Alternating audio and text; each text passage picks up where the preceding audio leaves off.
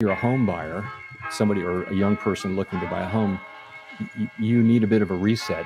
There is a possibility on the other side of this that inflation could actually be quite low. UPS announced Tuesday it will lay off 12,000 employees. That's about 2% of all companies that have recently announced layoffs. Among them, Xerox, Wayfair, and Amazon. Amazon and UPS are also among companies mandating office employees to return to in-person work. Welcome back to Real Estate Mindset. Today's video is going to be absolutely bonkers. Now, the data is in, and apparently Mark Zuckerberg knows exactly why we've been experiencing layoffs, and apparently he knows what's going to happen next when it comes to the labor market and when it comes to the layoffs. So today we're going to go into his theories, but we're also going to take a look at the recent layoffs, and I'm going to remind you guys by digging into stats on how much money was pumped into the labor market in the form of PPP, Payroll Protection Program, and EIDL, which is the Economic Injury Disaster Loans. So we're going to have a deep dive today on exactly what's going on in the labor market, and we're going to hear from our boy, Mark Zuckerberg. Now, guys, if you find value in this video, please like the video, share it, subscribe, comment. It definitely helps out the channel, and I just wanted to say for everyone that is doing that,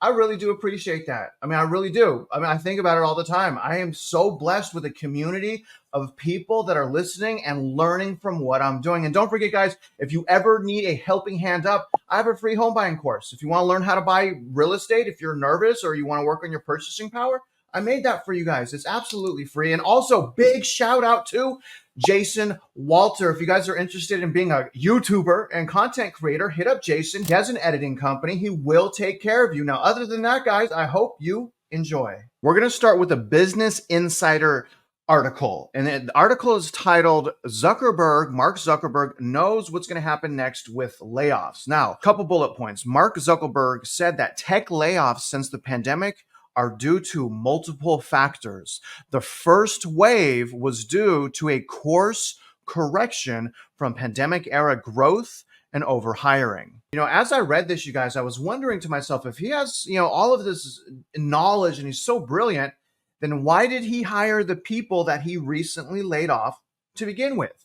Very interesting question, don't you think? Let's jump back into the article. Mark Zuckerberg has a theory for why tech layoffs aren't slowing down. So they are increasing, guys. Companies are realizing that while painful, there are benefits to being leaner. So he's saying there are benefits to firing your employees. In an interview with Morning Brew Daily's podcast, the Meta CEO said companies are still adjusting to the post-pandemic era. He also, which is, by the way, a post-pandemic era just means that we're not getting free money from the government. That's all that means. He also discussed competition with Apple, among other topics, in a wide-ranging interview. Now, this is interesting. So he thinks there's going to be waves of additional layoffs in the tech. Now, he's going to explain the first wave and what he feels like that's from. The first wave, during the pandemic, e-commerce sales went through the roof, which drove big gains in online advertising. But as people returned to the stores and the economy adjusted, sales growth abated and ad rates came back down to earth. Many companies, including Meta, realized that they had overhired and had to make major cuts. So in other words, guys, he's saying that the first wave is a result of overhiring because of, obviously all of the excessive money printing and the fact that we're on lockdown. So a lot of people went to order things online. Now that we're obviously not in lockdown anymore, people are starting to go to the stores again. Online ad revenue is in the gutter. That was the first wave of layoffs. In terms of the layoffs and stuff like that, I actually think that was more due to companies trying to navigate COVID. Zuckerberg said in an interview when asked if tech layoffs had to do with the AI boom. So that is another wave, y'all. So this isn't even from AI, according to him. This is just as a result of the economy slowing down and consumer spending also slowing down. Now, this is interesting. What comes next? Zuckerberg said that companies are no longer shrinking their employee size simply because of overhiring. They're now realizing they can be benefits from being leaner. How are they just now realizing that, y'all? Can you answer that below? Can you comment? It's 2024. How are they now just realizing that if you hire too many people, you will lose money and you will have to fire them? Holy smoke. So he's basically warning people by that comment like, hey, it's coming because people are starting to wake up. They're going to need to cut back. While a lot of tech companies were reluctant to make cuts at first, they realized it didn't spell the end. And why would it? It was obviously really tough, according to him. We parted way with a lot of talented people, blah, blah, blah, blah, blah, blah, then waive your salary and hire them back. Since Meta cut tens of thousands of its staff, starting with Zuckerberg's year of efficiency, so they're counting these thousands of layoffs as a year of efficiency. I don't think the people that got laid off think that it was very efficient. What do you guys think? Comment below. The company has been making a comeback with its stock at an all-time high. So the market is rewarding these companies for laying off people. So don't you think that they're going to be prone to laying off even more people? Now, he's also saying few management layers. Zuckerberg has been chopping management layers as part of this efficiency drive. Instagram is eliminating technical program managers, and that role is also being cut back across other parts of Meta. So they are letting go a lot of management positions.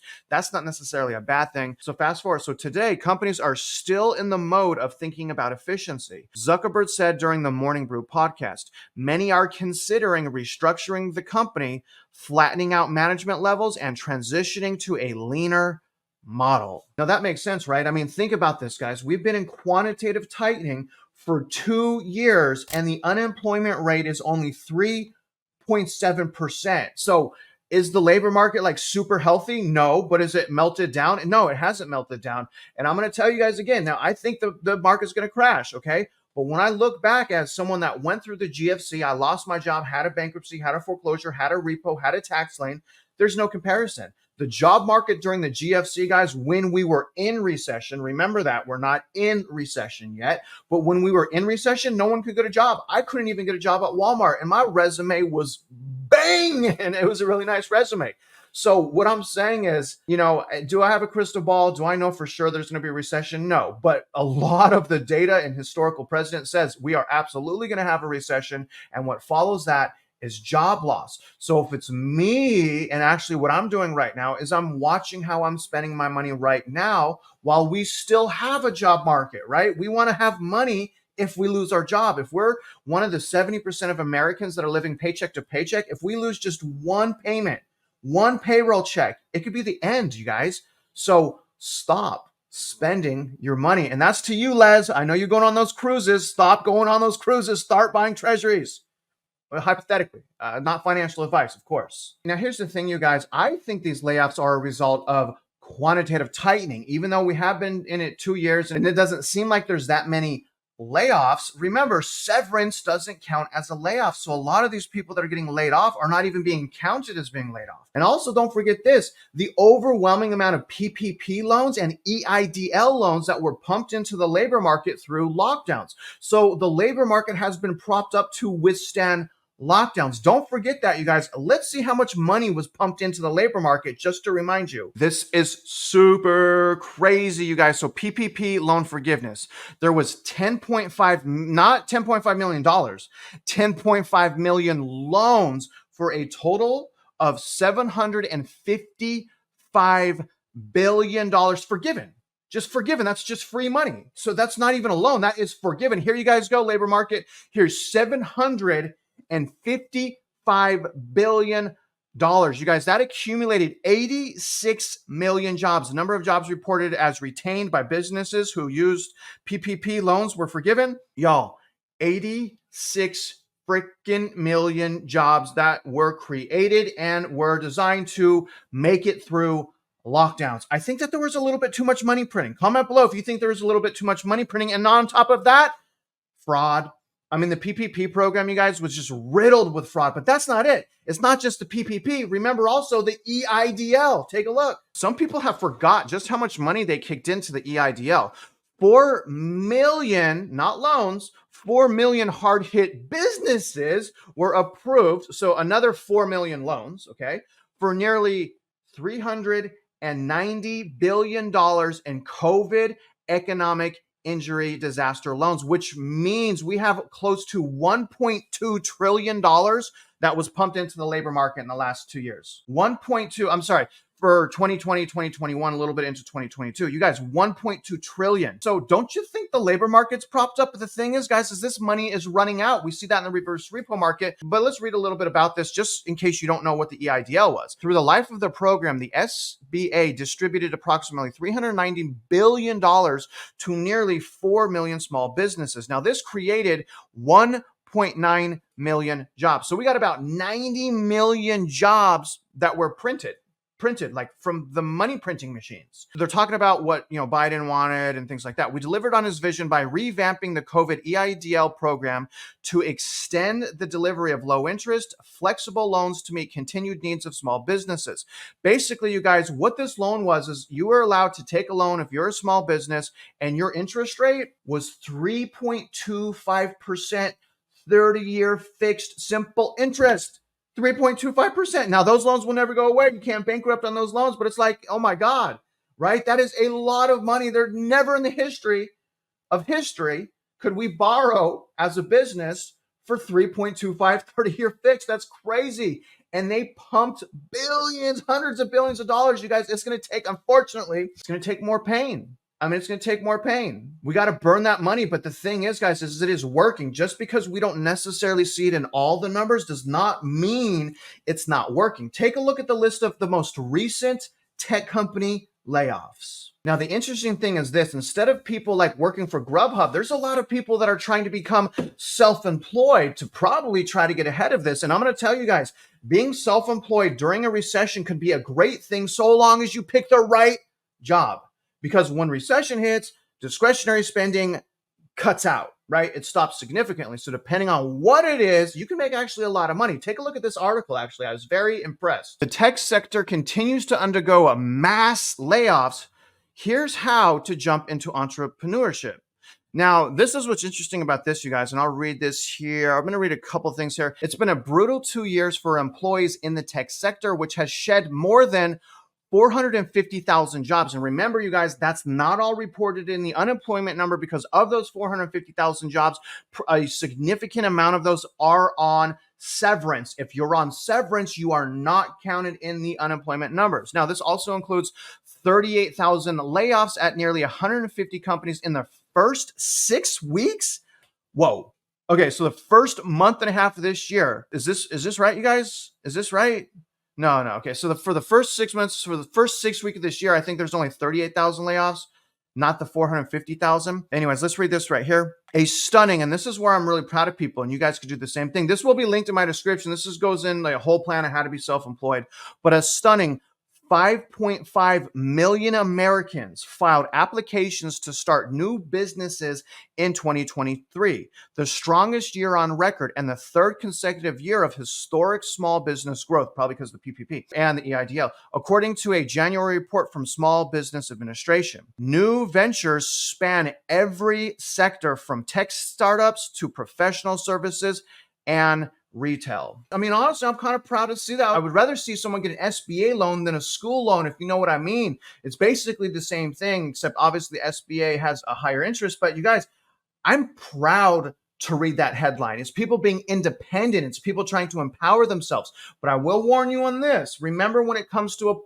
a qualifying your purchasing power, when it comes to qualifying for a mortgage, you generally need 2-year history of self-employment. Well, technically, you need a 2-year history if you're going to use 2 jobs, part-time job, self-employment, overtime, bonus, or commission. But specifically, if you're going to be self-employed, you basically need 2 years tax returns. And they're going to take your net income, okay? They're going to add your net income for 2 years together, and then they're going to divide by 24 months because it's 2 years, and they're going to calculate your monthly income for purchasing power, right, for a mortgage. They're going to calculate that based on that income. Now, obviously, you can add some things back like depreciation, mileage, home office, and things of that nature. My point in telling you all this is I don't think Mark Zuckerberg really knows what's going on. In fact, I don't think a lot of people know what's really going on because they can't relate to us on the bottom. They have no empathy. They cannot put themselves in our shoes. And I'm going to say, even though we still need more quantitative tightening, even though the labor market is still being burnt, dude, the people on the bottom, we're already suffering. We already feel recession. I'm in mortgage. One of the businesses I am in is mortgage. We feel the recession already. We've seen layoffs and business close already. And again, I'm telling you this because change your spending habits. If I would have changed my spending habits 6 months during the GFC before I lost everything, my entire life would be different if I just did it 6 months before losing everything. When I stopped being able to make money, you guys, I was gone in 2 weeks. 2 weeks I left my house because, again, I was also living paycheck to paycheck. I don't know how I was making $40,000 a month and I was still living paycheck to paycheck. I mean, I fell into exactly what's going on right now with most of the kids. So I'm hoping it doesn't happen to you. But I really hope you guys got some new value, insights, and perspective from this video. And if you're out there investing in real estate, you guys already know I wish you luck and I hope you win.